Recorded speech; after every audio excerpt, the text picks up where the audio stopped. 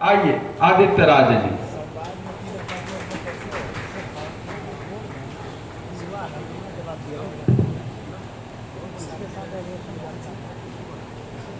राष्ट्र निर्माण के कार्य में विभिन्न तरीकों से अपना योगदान दे रहे सभी राष्ट्र निर्माताओं को एवं इस सभागार में उपस्थित प्रत्येक सम्मानित सदस्य को मेरा कोटि कोटि प्रणाम।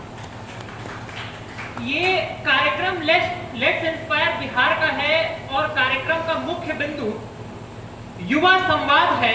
और चूंकि मैं युवाओं के प्रतिनिधि के रूप में बोल रहा हूं तो मैं बहुत महत्वपूर्ण बात के साथ अपनी बात प्रारंभ करना चाहूंगा। एक बहन हमारी थी जिन्होंने कहा कि मैं 21वीं सदी की नारी हूं और सब लोगों पर भारी हूं। और मेरा मानना है कि इस तरीके के तर्क तेवर होना युवाओं में इसलिए भी जरूरी है क्योंकि अगर युवा एग्रेसिवली नहीं खेलेंगे तो फिर चेतेश्वर पुजारा की तरह खेल करके मेरे ख्याल से आईपीएल के इस क्षेत्र में कुछ नहीं हो सकता। मैं किसी का विरोध नहीं कर रहा हूं, सम्मान अपनी एक बात रख रहा हूं। और मैं एक पंक्ति के साथ ये बात रखना चाहूंगा। देश के जाने माने कवि है डॉक्टर हरिओम पवार। उन्होंने कभी कहा था कि जब सत्ता गूंगी और सिंहासन पहरा हो जाता है और कलम की आजादी पर भी पहरा हो जाता है तो अंतर आ ही जाता है शब्दों की परिभाषा में। युवाओं को चिल्लाना पड़ता है अंगारों की भाषा में। स्वार्थ से ऊपर उठकर परमार्थ के गंतव्य तक पहुंचने का ये जो मार्ग है, और जैसा कि आदरणीय विकास वैभव सर द्वारा बताया गया है कि हमें चिंता से आगे बढ़कर चिंतन के माध्यम से और अपने गौरवशाली इतिहास के ऊपर गर्व करते हुए एवं उसी को अनुसरित करते हुए आगे बढ़ना है, तो यहाँ जान लेना महत्वपूर्ण हो जाता है कि इतिहास के किसी कालखंड में ये पाटलिपुत्र की वह भूमि रही है जिसने कभी अखंड भारत का भी नेतृत्व किया है। और केवल राजनीति के क्षेत्र में नहीं, सामाजिक क्षेत्र में हो तो कभी रामायण के सबसे मुख्य पात्र के रूप में पवित्रता का प्रतीक मां सीता यहीं से हुई। ज्ञान विश्व को हमने दिया, विज्ञान शून्य के माध्यम से शिखर तक पहुंचने का मार्ग विश्व को हमने बताया। राजनीति के रूप में चंद्रगुप्त मौर्य के रूप में बिहार ने विश्व का नेतृत्व किया। और सबसे महत्वपूर्ण बात कि अर्थशास्त्र की जिस राजनीति में आज पूरा विश्व घूम रहा है, अर्थशास्त्र का जन्म चाणक्य के रूप में इसी भूमि से किसी कालखंड में हुआ था।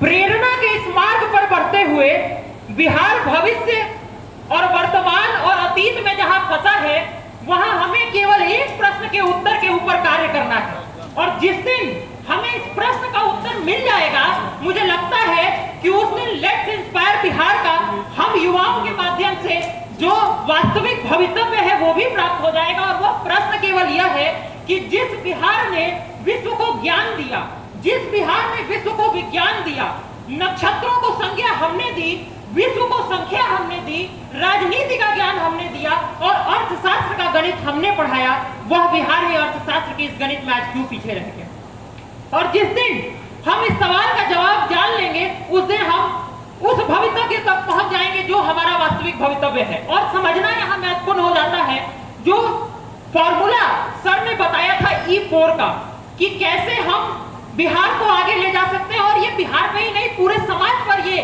राष्ट्रव्यापी एक फॉर्मूला है जो लागू होता है। और मैं E4 से एक आगे बढ़कर E5 के बारे में बताना चाहूंगा।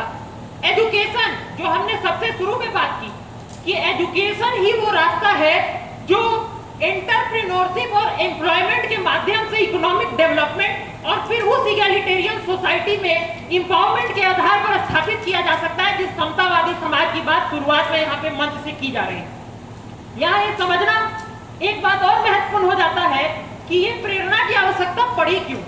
आखिर हम युवाओं में वो कौन सी कमी आ गई जिस कारण ये प्रेरणा बताने की आवश्यकता पड़ गई। वो कमी ये है कि ये वो भूमि रही है जहां पर कभी बुद्ध और महावीर व्यक्ति के रूप में आए थे और भगवान बन करके यहाँ से गए थे। और हम युवा होकर के बजरंगबली की तरह अपनी शक्तियां भूल चुके हैं और हम वो जिनके पूर्वज कभी ईश्वर बनने की क्षमता रखते थे आज नौकर बनने के रास्ते पे बढ़ रहे हैं। तो मुझे ऐसा लगता है कि यहाँ बहुत महत्वपूर्ण हो जाता है कि यहाँ उपस्थित युवा ये समझे कि रोजगार लेने वाले से आगे बढ़ करके अब का समय रोजगार देने वाले बनने का आ गया है।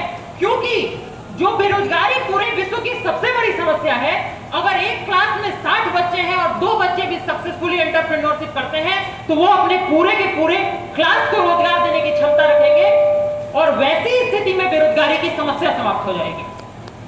मैं अपनी बात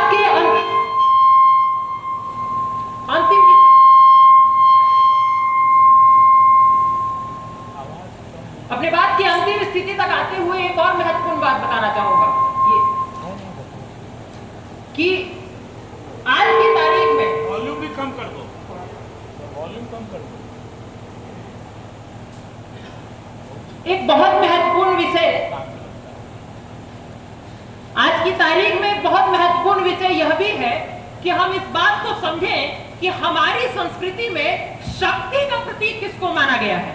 ये दुख होता है ये देख करके कि इस सभा में बहुत से ऐसे लोग भी मौजूद हैं और यहाँ बहुमत में हम देख सकते हैं कि पुरुष ही उपलब्ध है।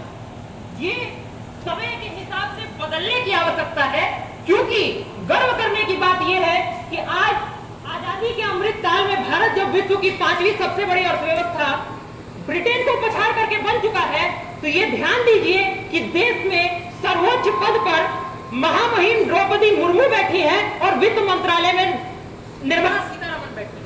तो महिला सशक्तिकरण में और विमेन लेड डेवलपमेंट में भी उतनी ही ध्यान देने की जरूरत है। और अंत में अपनी बात समाप्त करूंगा इस बात के साथ कि श्रीमद् भगवत गीता में भगवान श्री कृष्ण ने कहा था कि हमारा जो वास्तविक गंतव्य और भवितव्य है वो तो फिक्स है, बस कर्म के पथ पर चलते चले जाना है। बिल्कुल उसी तरीके से जैसे बिहार का भी भविष्य वैसे ही फिक्स है, जैसे कवि श्री अरबिंदो और स्वामी विवेकानंद ने कहा था कि आने वाले वक्त में मैं देख सकता हूँ कि भारत माता अपनी प्राचीन शक्ति से युक्त होकर दिव्य आभा के साथ समस्त विश्व का मार्गदर्शन करने के लिए पुनः सिंहासनारूढ़ होने जा रही है। और वो समय मात्र 1 शताब्दी दूर है, तो वो समय अब शुरू हो चुका है। बस समझना इतना है कि हमें अपने कर्म पथ पर आगे बढ़ते चले जाना है। अंत में 2 पंक्तियों से अपनी बात समाप्त करूंगा इन युवाओं के लिए एक संदेश के रूप में कि देख रही है दुनिया तुम में उजियारे विश्वास को, देख रही है दुनिया तुम में उजियारे विश्वास को, एक दिन दिव्य बनाकर तोहफा दो इतिहास को, नई रोशनी की तहरीरें लिख डालो आकाश में, उठो बांध लो सारा सूरज अपने बहुपास में। बहुत बहुत धन्यवाद। जय हिंद, जय विकास।